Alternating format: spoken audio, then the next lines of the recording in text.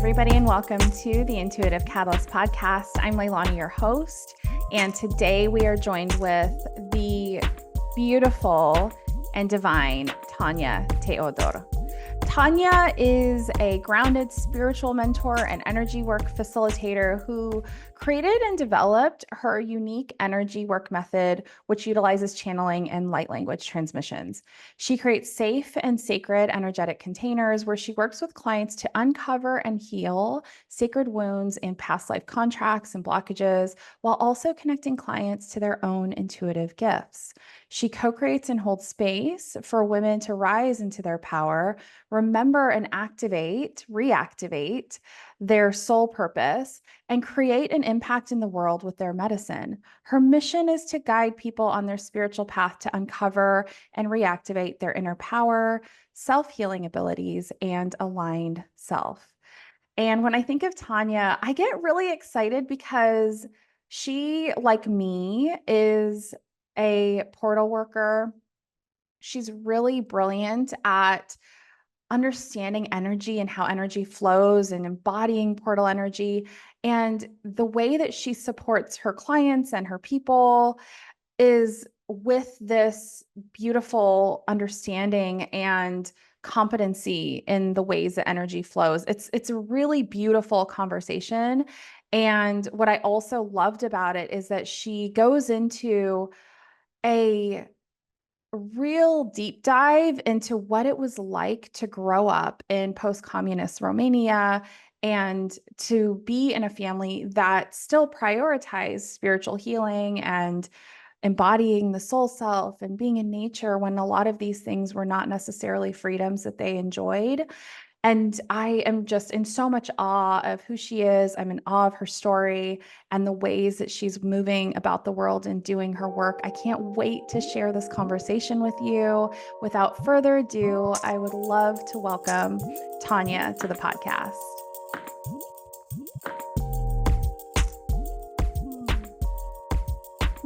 Tania, welcome to the podcast. Thanks for being here.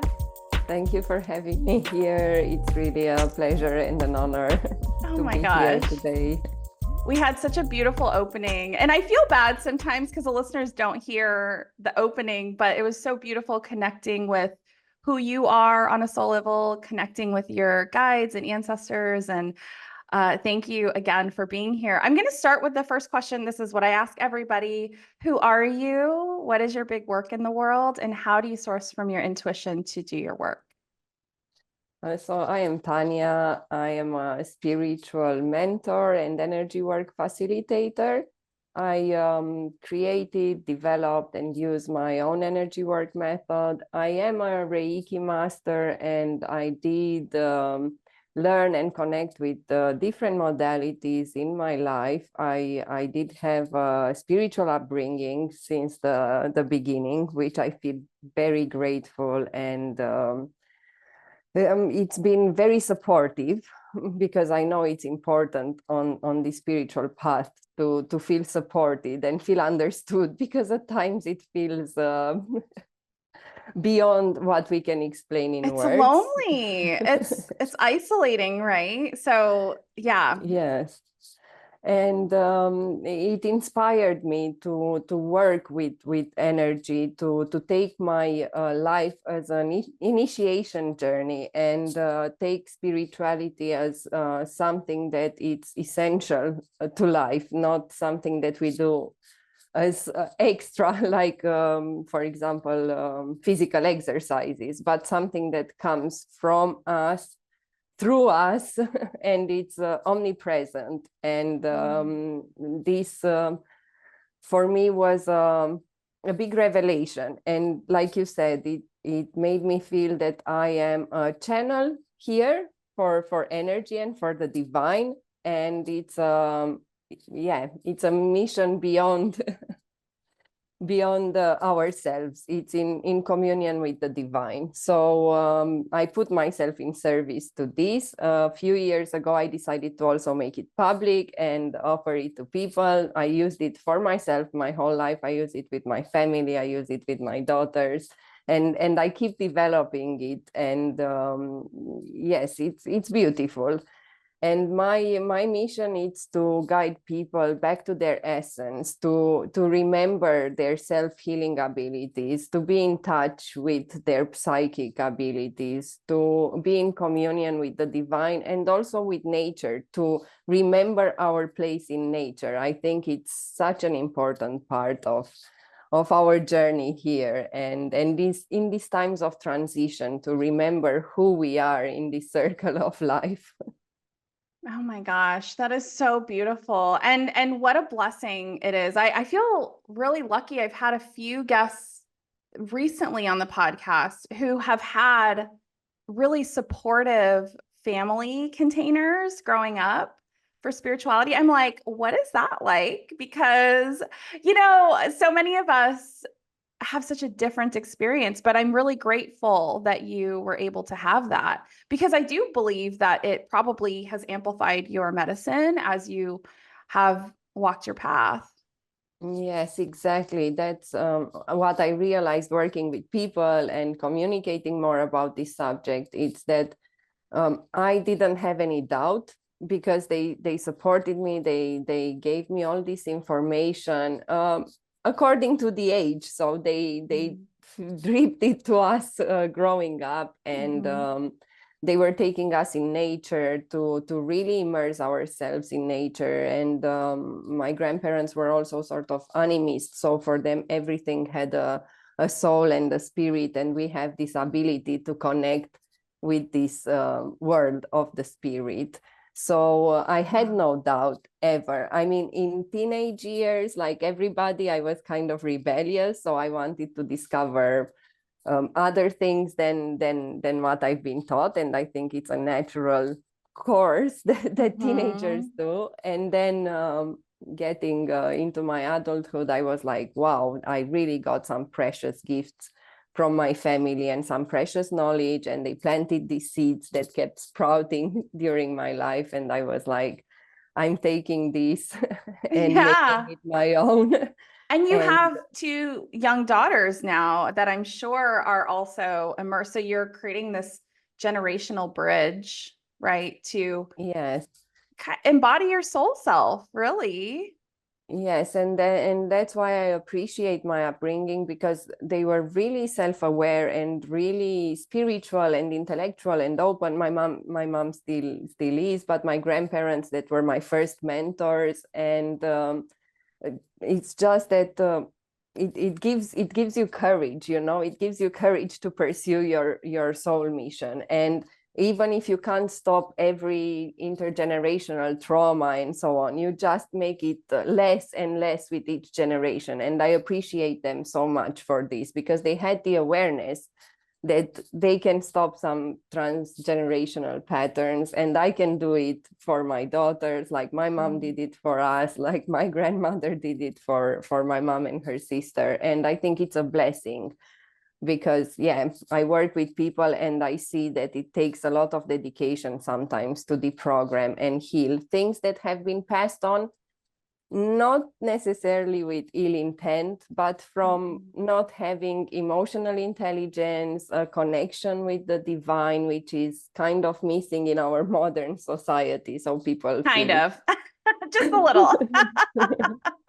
lost and stressed and Right. not really present with their children. And growing up, I thought that's the normal, but then as a grown up, I realized that it was a privilege, and it is something that I'm really grateful for. And the more our generations start passing on this to our children, the easier we will make it to have healthy communities where people are in alignment and are aware of their divine and human self at the same time. Right. And so you mentioned that you grew up in Romania. What is this? I don't know much about Romania, but I am venturing a guess that that's not common to be so deeply immersed in the spiritual. It's interesting, because we are a post-communist country. So I grew up in this post-communist vibration, so to speak, which was quite chaotic, coming out of a regime that didn't allow spirituality, didn't allow a lot of knowledge, books were forbidden, and many, many other things. So for a family like mine that was of artists and spiritual open people, living in that regime was hard. And that's also something that made me appreciate freedom a lot. And seeing how people are coming out of a regime that totally takes your right to be creative, your right to connect to the divine in the way that you wish for, the right to choose what you listen to, and so on. Made me realize how important it is for us to cultivate freedom from within, and also attune ourselves to the truth, and be careful when we give our power to external sources, because it can become a a mess, so to speak. It can be a problem, right? Yeah, but the country itself, it's full of sacred nature places, like the world. But I grew in contact with these places and aware of these places, and they took me to explore my country and learn to love my roots. Though I had a passion for traveling, and also we were living basically between Romania and Italy, so I've been traveling since an early age. But Romania, it's my root place. Right. And people are very connected with nature and very spiritual, but because of the regime, there's a lot of trauma going on still there, and the new generations are kind of healing more and more from this lack of freedom and of creativity and color, I could say. Yeah, it's becoming, I'm seeing the newer generations just kind of bringing in more of that like shimmer, that color, that aliveness that has been kind of like beaten out of the Romanian people. That's what I'm feeling. And what courage and endurance it must have taken your lineage to maintain such a deeply spiritual connection in such a chaotic container, right? Yes. The stories are very heavy in a way, but I'm grateful that I got to witness them from starting with my great grandmother to my grandparents to my mom. And yes, they had their tricks. I mean, it was hiding yourself in order to do your prayers or your daily practices, and hiding books under the bed so they don't come and take them away from you. But in the same time, it gave them humor. It's another tool that I received, and I also use a lot in my containers and in my programs, because I think it's really magical, and it can really shift us from lower vibrations into higher vibrations. And a lot of the intellectual, spiritual Romanians used humor to keep themselves sane, so to speak, and manage to navigate a system that was not at all accommodating for people like this, quite the opposite. But I think humor, and also trusting ourselves from inside out, and our connection with the divine, it's really important. I mean, you can take away physical freedom, you can take away anything, but when you're free from within and you know that you're infinite and divine, it's very hard to unbalance you. How you say in English? To take your center away, your power away. So the question that's coming through then, before we transition it, because you have so much beautiful work that you're doing, and I do want to get to that, but what I'm hearing is for the ones who are either still fighting for freedom in Romania, or any country where I'm hearing our divine freedoms have been oppressed, right? The freedom to be, just exist as our soul selves. What is the message that you have that's flowing through you for those who are in a space of, this is so hard, I don't know how much longer I can do this? What do you want them to know? It's normal to feel at times that it's hard and challenging. I'm not at all for bypassing.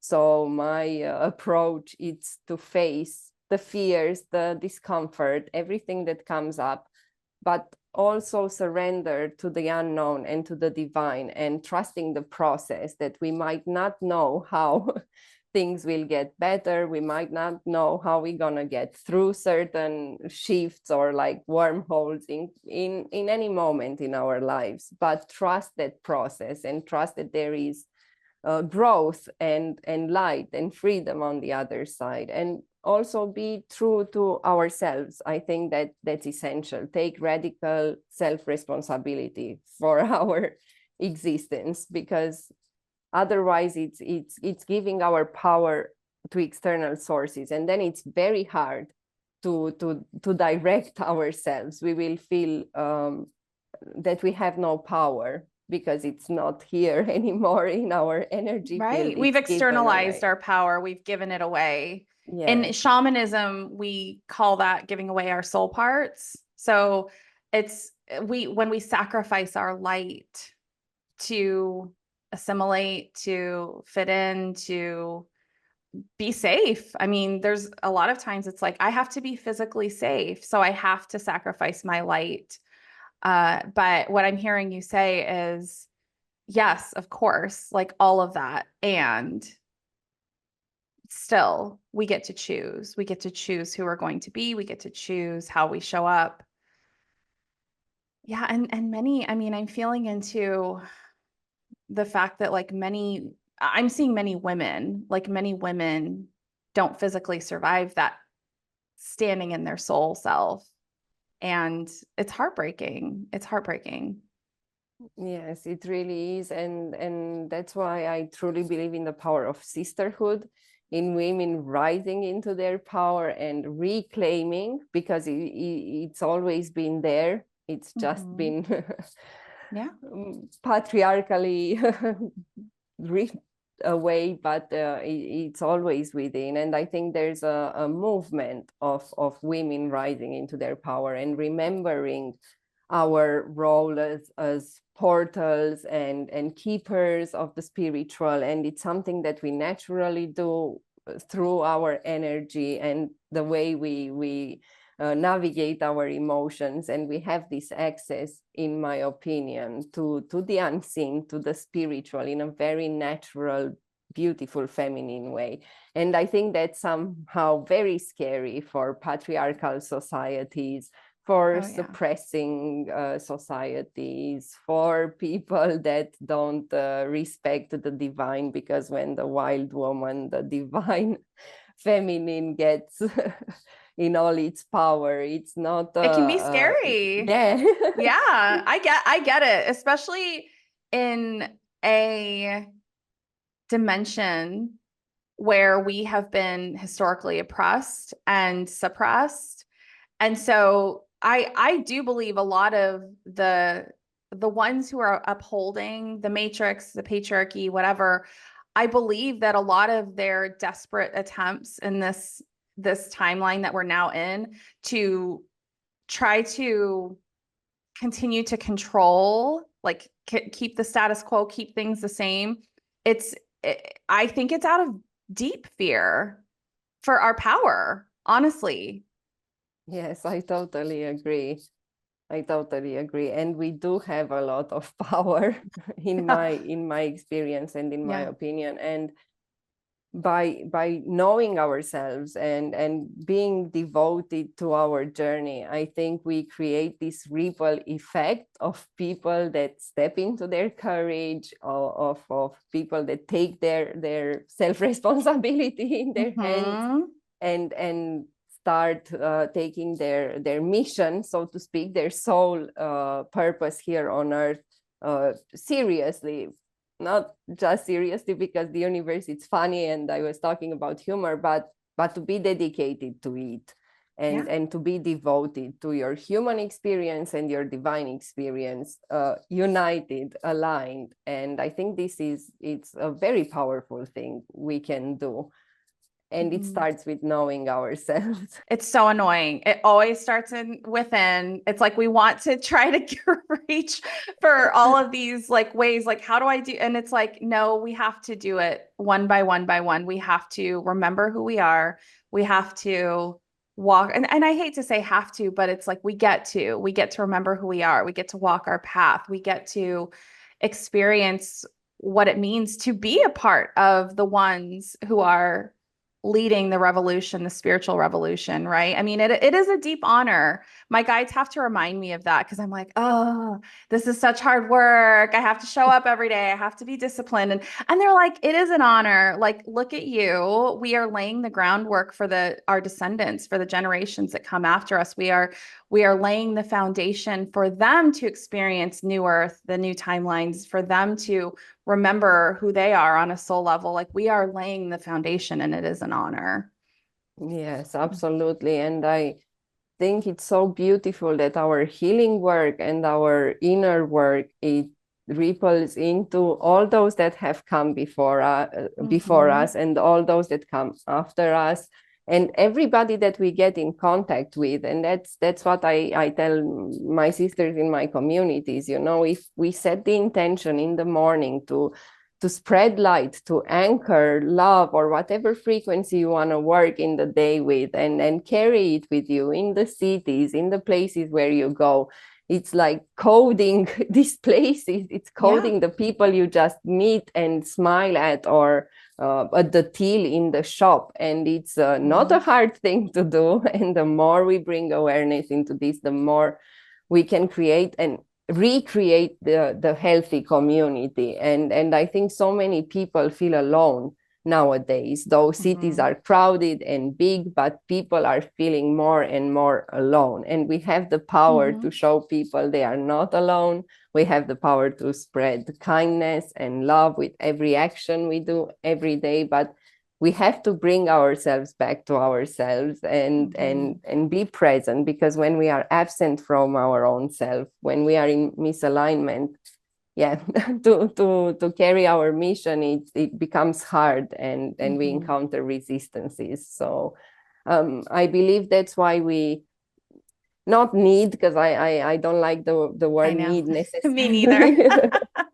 But having each other and creating communities. And that's one of the things why I love the digital world, because it made it so easy to connect with people from all over the world that I feel I have soul connections with, but we can't be physically in the same space at this time, but we can connect online, and we can create these movements and these spaces and these conversations that are so important. Right. So for me, it's such a beautiful opportunity to connect also this way with people and spread our messages, spread our knowledge, and initiate each other into what each other knows, because we are unique and we all came with different gifts, different energetic blueprints and codes. And the more we trust ourselves, the more we can share this with the world. I love your energy. It's so refreshing to be so balanced in many ways with the 3D and with the ether, right? And you said something that I wanted to, for listeners who don't necessarily, who aren't always in this world. So you said when we go out and we create the intention before we leave our home or whatever to spread light, to be light, and then you said we're coding everybody around us. Tell us what that means to you. What codes are you describing? In my experience and how my energy work method works and my journeys, I receive this energy of like frequencies in a visual way. They sometimes are very much like flows of energy or sacred geometry. And I know each of us can bring these codes that we have the honor and capacity to channel here on earth from the one source, divine, how each one of us wants to call it, like the quantum field and so on.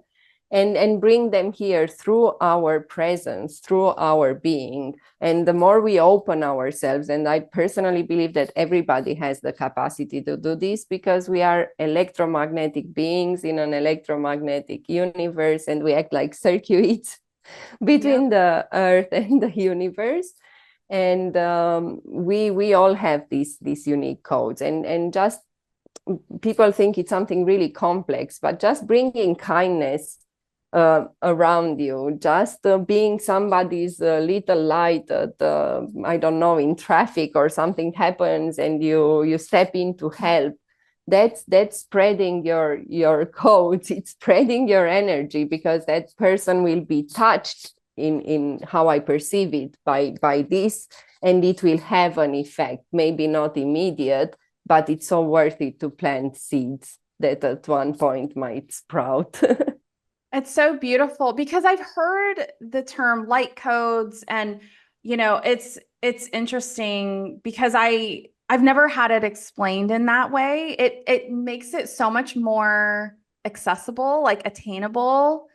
And I'm like, oh, I've been coding everywhere, and I didn't even, it's like to have the language and to have the just conceptual clarity of like what that actually means. When you said traffic, where my mind went was two different accidents that I've been in, uh, which is different than traffic, but it's like when we think of like when we're most like fight or flight or most stressed or whatever, it's like, oh, an auto accident is a big, our physical shock, whatever. And the first one that I'm thinking of, I had just started my corporate career. So I'm a corporate dropout. So I was like deep in this Fortune 50 company, and I was like on my way to work. Of course, I was like not paying the greatest attention because I was a young, distracted, oversaturated in the matrix woman, right? And I rear-ended a man and his wife at like a stoplight. I just didn't realize that the light was red. And it wasn't a big deal. It was just a little fender bender. But the man was like furious. And I have a lot of, especially in that time, I had a lot of authority issues, right? And the woman came out and she saw my badge for like my corporate job that I was like wearing around my neck. And she just like placed her hand on her husband and she was like, there's no damage. It's fine. And she was like, she's just trying, look at her. She's starting her life. Like she's doing a good job. And she's like, we're just gonna go. Like my car was kind of messed up, but like their car was fine. And he was kind of grumbling and he like got back in the car and she just put her hand on me and she was like, just breathe. You're gonna be okay. And so I think about like this woman who very easily could have just been like, what did you do? Like, could have chosen a different experience, right? And she was coding me without me, and I'm sobbing, because my authority, my authority wound, which I have very much since worked through. But like, I was just like, I was in a place, and she was just so kind when this world you would expect to be unkind in that situation, right? The other example that I'm thinking of is I live in Seattle and I was like parked on a street and it was a very tiny street. And there was like this construction vehicle that didn't know that they couldn't clear a corner, whatever. He like scraped up the side of my car and I was in my car and I was like, oh, and I had to like run down the street. And I was just like, I was pretty triggered because he didn't realize it. And so I had to like run down. People are like, are you okay? And I'm like, I need that guy. He's in my car. And like, he came over, his name was Walter. And like, I was so like in a state and he was like, oh gosh, I'm so sorry. And he didn't even like do anything. It was just his presence. It was like it immediately brought me down. And he's like, we're not going to worry about this because I'm at work right now and everything's going to be taken care of. And his like his groundedness, it brought me down. So when I think of you talking about the codes, it's like I would put money on the fact that neither one of these people knew what they were doing in that moment, the codes that they were channeling, like my guides, their guides we're like supporting both of our energies in that moment for this like beautiful display of humanity. And it brings like tears to my eyes because they could have chosen differently. When you talk about choice and self-responsibility, like what we are seeing in our world is a collective of people who are beginning to choose their sacred divinity, their humanity. And we're seeing it, and we're seeing the clash of those who don't want to choose that. And then there's so many of us who are saying, this is the world that I want to live in, and I'm going to choose to honor my divinity. And you are one who is creating that. You're creating it. Yeah, and I love it, and I love that we have the chance to do this. And I think it's a time when we really are called into stepping into our soul mission and be guides, but also be open to be guided, because I think we are learning our whole lives and beyond, and it comes with it comes with humbleness, in my opinion, with the divine, because I see also a lot of it can go into the spiritual ego side. Yeah. And there are also parts of what's going on with all this rising of spirituality that I personally don't resonate 100%. And I think we should be aware and honor like transparency and healthy communication, and not taking advantage or making people codependent of guides and healers, and Right. but make them realize that as a humanity we are stepping into self-healers, that everybody can activate these abilities. And Right. yes, there is a period now that healers and shamans and energy workers are needed to help assist. But I think in time, and it's my hope, that everybody will learn to have access to their gifts and to their self-healing abilities. And I think the more we teach children not to doubt their abilities, the more we can create this world where, yes, we will need each other and spaces and communities, but everybody can trust their own abilities and their own self-healing abilities. And it's funny to say this, because I do this as my work, as my full-time work, but it's a vision and something that I really feel. And I do believe that we all have access to our abilities, and definitely to the divine. I mean, that's, for me, I have no doubt about this, but it's opening to the connection and opening to listen, in the end, to listen to our intuition, to the divine, to our guides. And yeah, trust, because when people are skeptic, they don't trust. And what I've seen in the spiritual realm, without trust, you're gonna have to repeat and see. Yeah, if you'll you just can have to really keep trust. learning the lesson, right? So I guess on that vein, then, in your containers, like, how do you support people to trust themselves? Like, what does that look like in your work?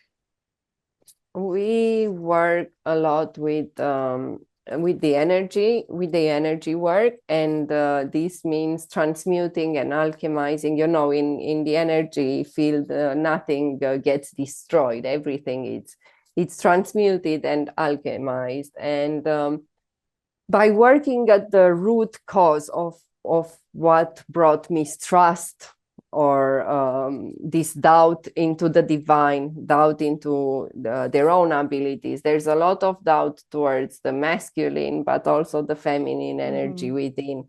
And in my experience, we need to know these energies deeply and intimately to be able to also manifest, but to be in alignment. We cannot have this unbalance within and want to be in alignment. So aligning the energies within, and also trusting your intuition, or my community's people intuition when taking action, because sometimes people feel the no inside but do the yes because of society pressure, because that's what family told them, because that's what's expected from them, and then it appears, friction appears, misalignment appears.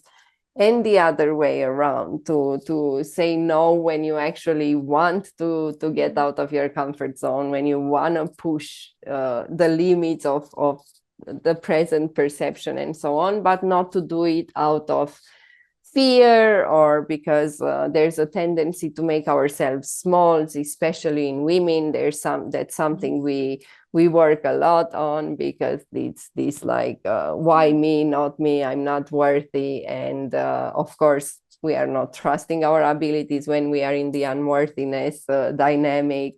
And it's very intuitive, and it's very attuned to the energy of the group that I'm working with.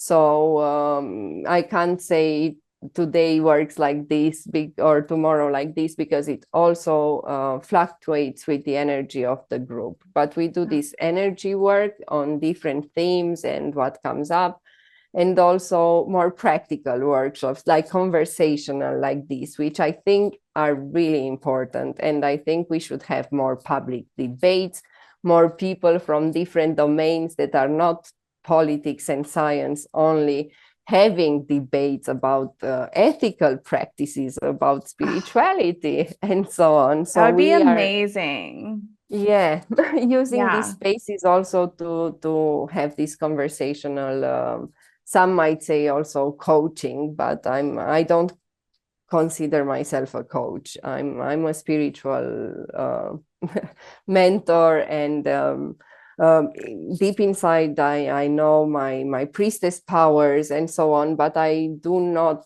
necessarily like to use them for marketing. And I think people, if they feel my energy and they feel they resonate with what I do, they gonna come. I'm not really, I don't want to push people, because I know it needs to be the right time when you feel the calling. Otherwise, we have a saying in Romania that you can't forcefully help people.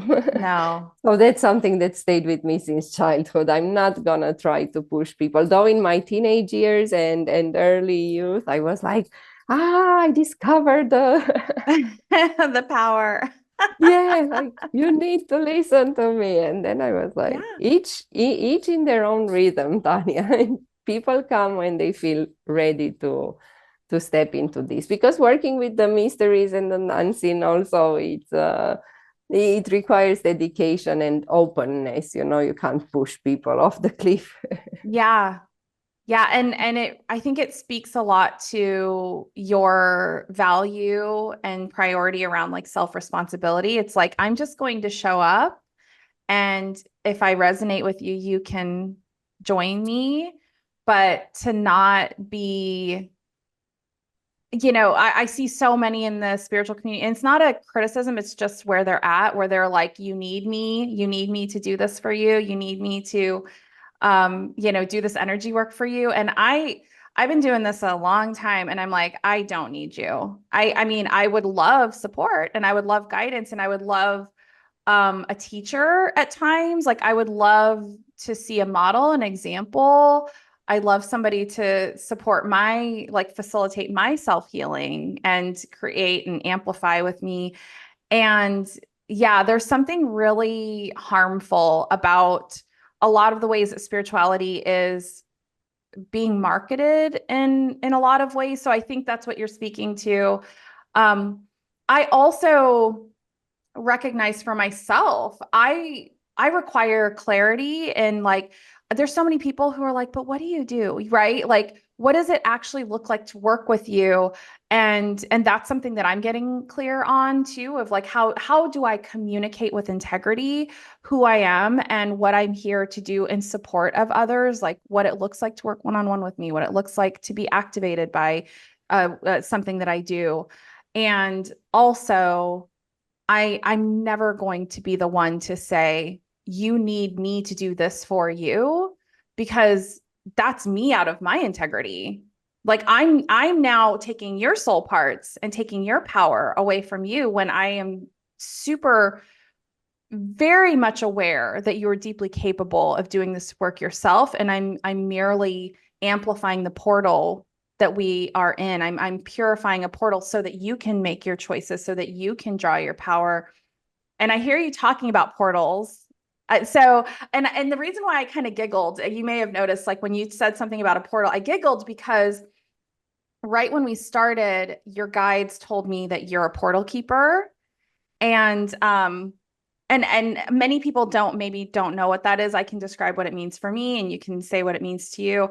But then when you started talking, like I'm the portal, and I'm like, okay, like you and I are so similar because I'm also a portal keeper, portal purifier. And I should have guessed by the fact that you hold sacred spaces, like that requires what is it? Like a familiarity with portal energy to be able to hold a space in such a way. So tell me a little bit about what does it mean to you to be someone who interacts with and embodies portals so that our listeners can know what that means. Yeah, in simple words, it's I feel like a channel, so to speak. Like I can open myself, put myself in the service of being a portal, of transforming myself in transforming, channeling this portal energy, but also holding space into these containers, be it digital or in physical form, for the energy to flow, for the energy to be contained and do its work into the space, but also the protection, mine and everybody's involved. And I do work in the job of the light, so to speak.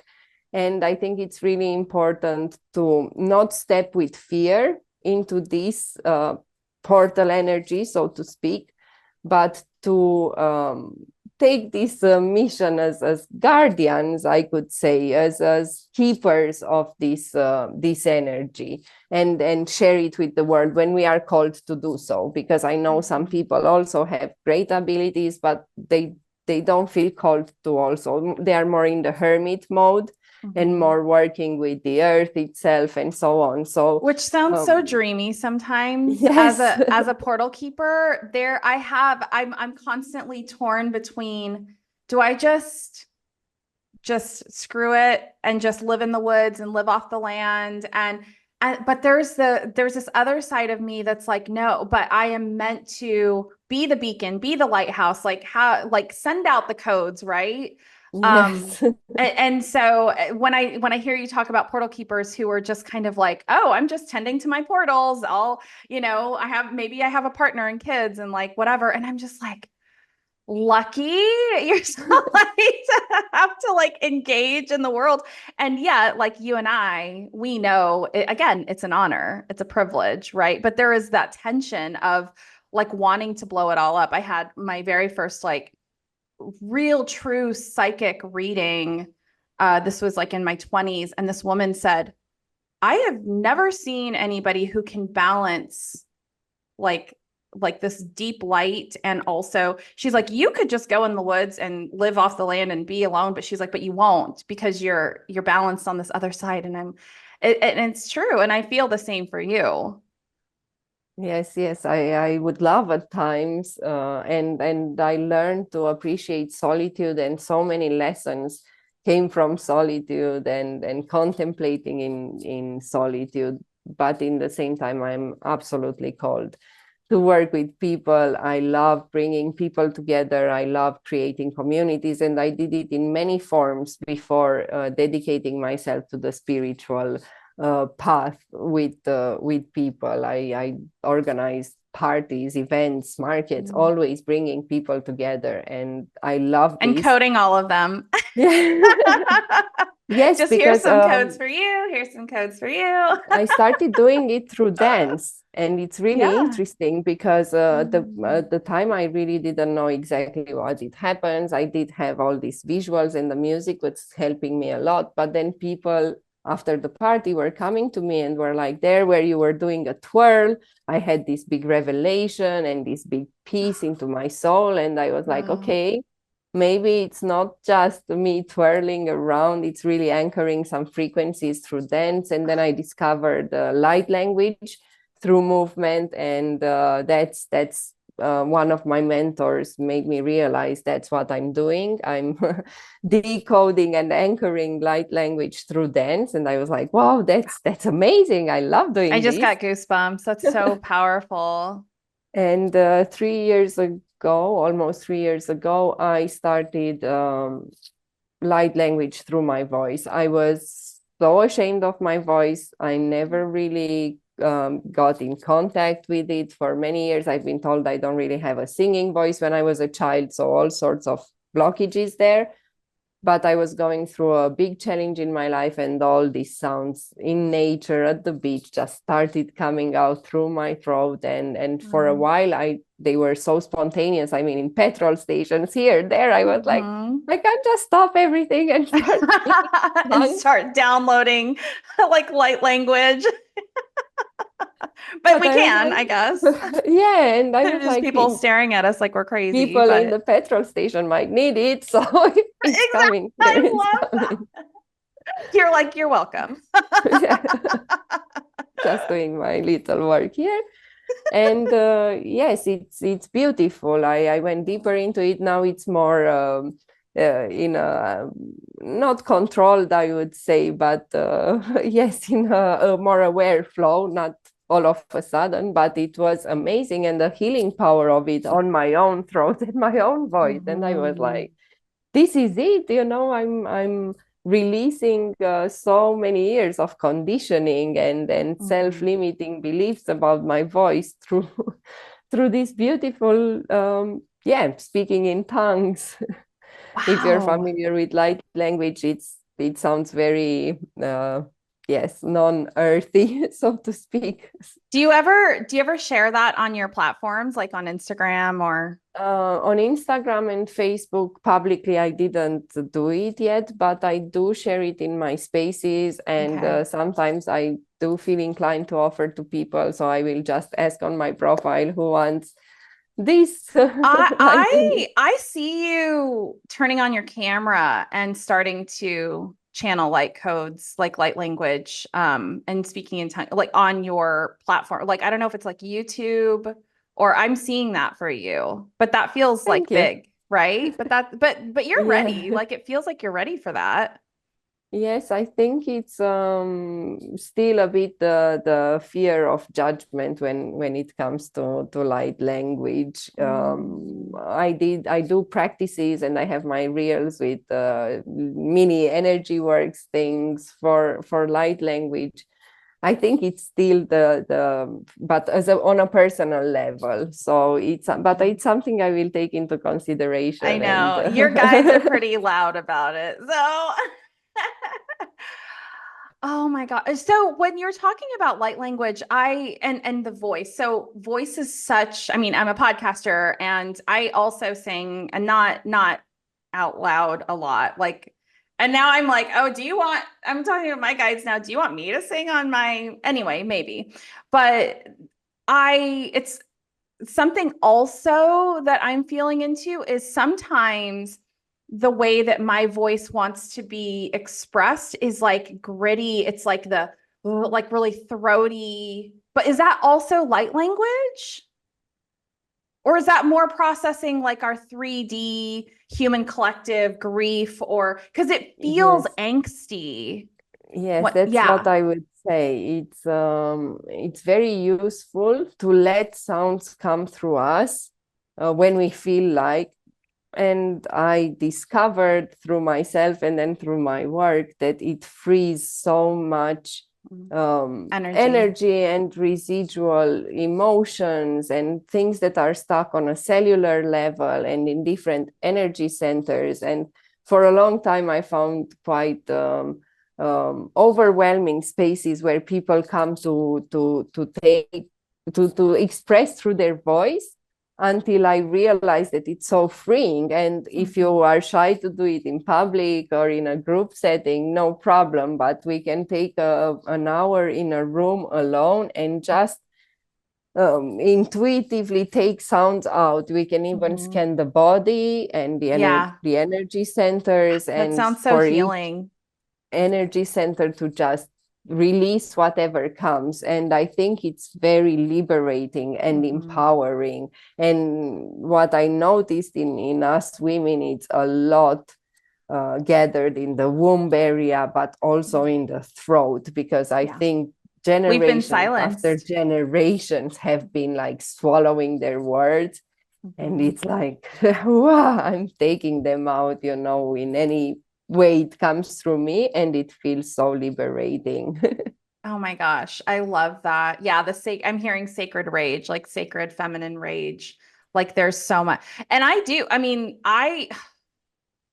it's like there's times where I feel a little self-judgmental about it, but I'll be like driving and all of a sudden it'll just like burn in my body and I have to like I'm in my car and I'm just like driving and screaming and it's like yeah, I think we get to just trust that is a part of our 3D experience right now, is allowing ourselves to have these like pressure releases. We have to be able, and I'm an Aries moon, so I'm constantly screaming into the void, kind of energetically, but like to do it in the 3D and have it be so visceral it feels pretty like rebellious, honestly.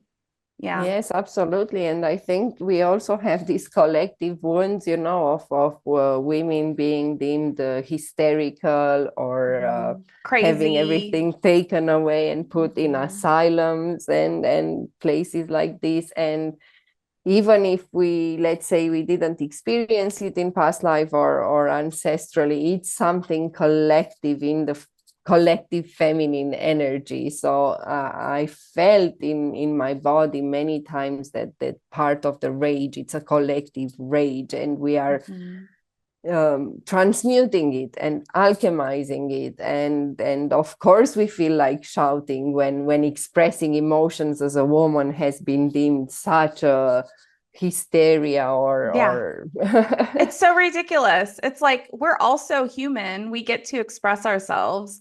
And when we have so much pent up from generations of that harm, it's like, of course, exactly. it's going to look crazy. Of course, it's going to look like, oh, she's lost her mind. And I'm like, yeah, wouldn't you? Like, we've been, there's so much, right? Yes, So, yes. Tania, I'm so grateful. Like, thank you so much for sharing all of this. I do have one last kind of silly question. What is your bumper sticker? Like, what is this piece of wisdom? What is the one thing that you want to put all over the world, if you could, that you would want to? Yes, that's one thing that I find quite difficult, choosing one thing in I know. Give us a couple. in general. I'm like, yeah. But know yourself. It's something that I can't repeat enough, because when we know ourselves, body, mind, and spirit, it's hard for anything to make us give our power away, like I said at the beginning. So knowing, and I guess that's why know this self, it's a Right. like famous little phrase, because it's the key to everything. To know ourselves deeply and know our body, know what we need, honor our needs, know what our mind, how it works, how to use it as a tool and not let it use us. And yeah, knowing ourselves, it's one of them. But also this unity community, and that's what I write in many places, because I really believe we are here to rebuild this unity within community. We thrive in communities. I know we can be very well alone, but we do thrive in communities, and we are very social beings. Right. And the lack of healthy, supportive communities, I think, are at the root of many imbalances in the modern world.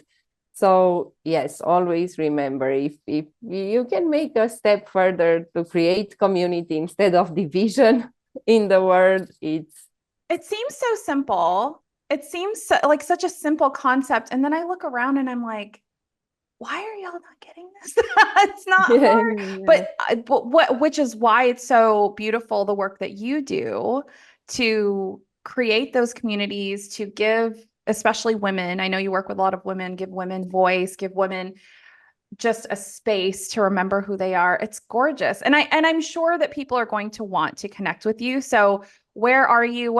How can people do so? And this will also be in the show notes. yes, I'm mainly on Facebook and Instagram. So if people wanna add me and connect with me on those two, those are my main platforms. I'm also going to launch my website soon. I also wanted to mention that I have a Facebook group for women, a free Facebook group where I offer free energy work circles and readings, and people can connect with me and have a sneak peek into my work and into my world. It's for women now. At the moment, I do work with a few men, but yes, that's how it unfolded. And I'm listening to my guidance and my intuition. But if men are listening and then they feel they resonate and they want to connect, yes, on my Instagram and Facebook, I do work with men.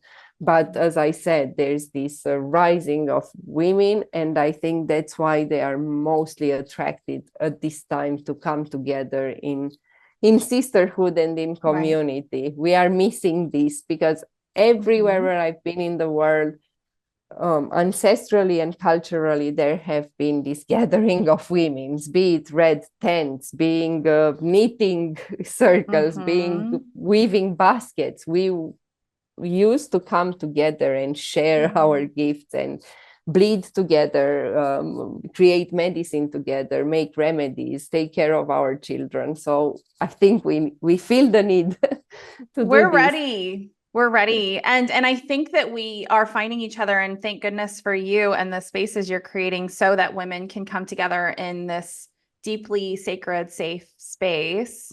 So Tania, I'm so grateful for you. Thank you so much for being here. Thank you for your light. And I am just so excited to see everything that you do and create, and just Godspeed on all of the beautiful work that you're doing. Same. Thank you so much for having me here. I love the whole flow of the conversation, and it's an honor to have, as I said, these debates and spread these messages. And you create such a beautiful container for your podcast. It's beautiful. Thank you so much, and it's an honor to connect and to spread this work further together. So thank you so much. Thank you, Tania, and hopefully we'll see you soon. Yes.